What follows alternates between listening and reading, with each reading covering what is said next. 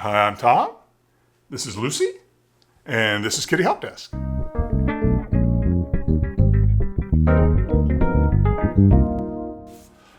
So today I want to talk a little bit about coat color and what that has to do with behavior and personality in cats.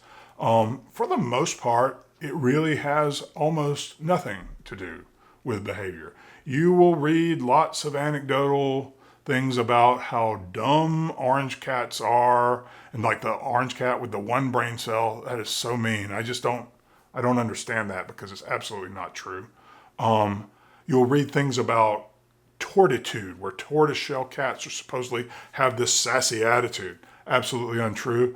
There has been literally zero correlation between coat color and personality type in any cat ever. And that's just not a thing. Now, there are occasional breeds, breeds of cats that have kind of particular personality traits. That is true. But in terms of just coat color between, say, American short-haired cats like Lucy here, if Lucy were a different coat color, it would not have changed her personality. It just is not linked biologically in any way. But we humans, we like to think with our eyes most of the time. And that creates these illusions. And then once people start reinforcing them, we start to believe them.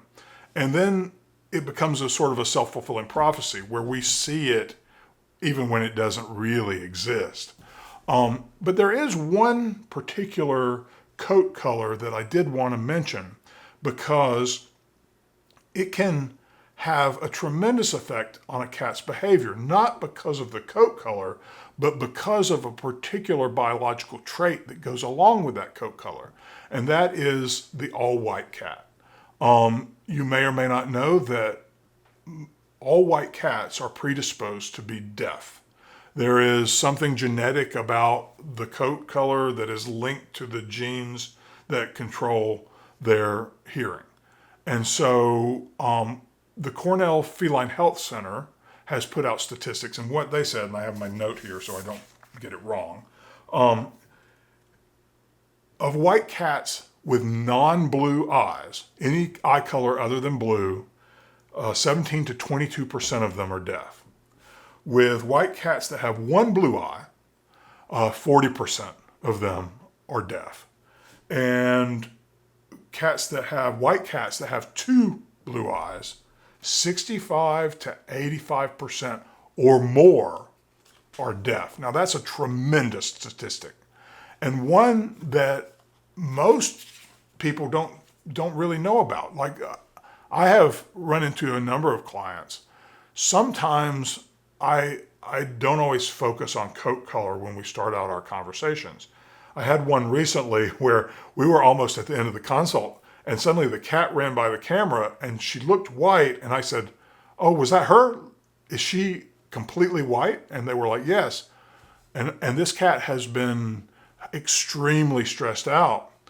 And I believe that the cat is deaf. And the cat has two blue eyes and all white coat.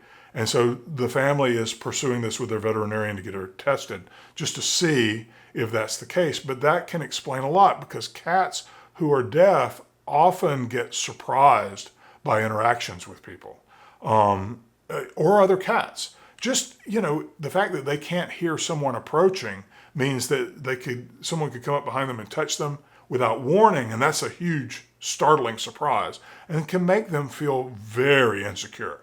So it's just something to be aware of. If your cat is all white, you can have them tested. There is a test.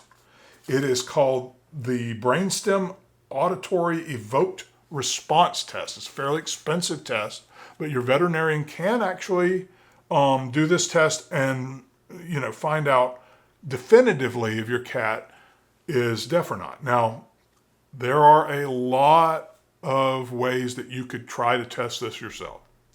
I would caution you, though, a deaf cat is highly adept at picking up on every tiny little tremor of a surface that they're sitting on, changes in temperature and humidity and all these things that they're just going to read all day, every day in an attempt to try to compensate for the lack of hearing.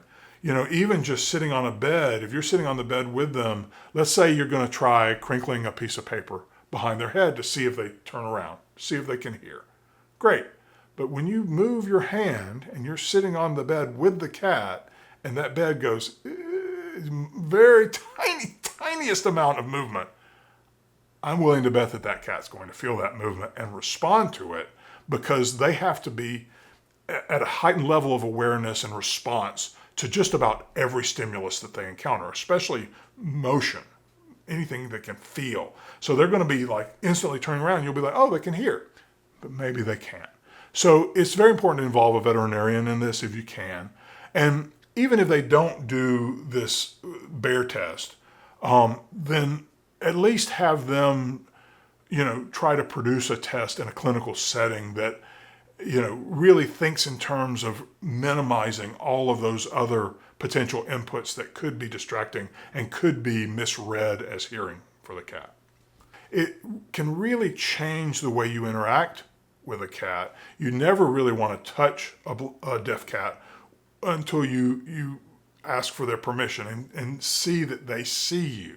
And you have to start becoming a little more cautious about moving around them and things like that. But most deaf cats can adapt perfectly well to life in the home. You just want to be careful around them and not overstress them. So, thanks for watching. Please like and subscribe, and I'll see you next time. Thanks. Bye.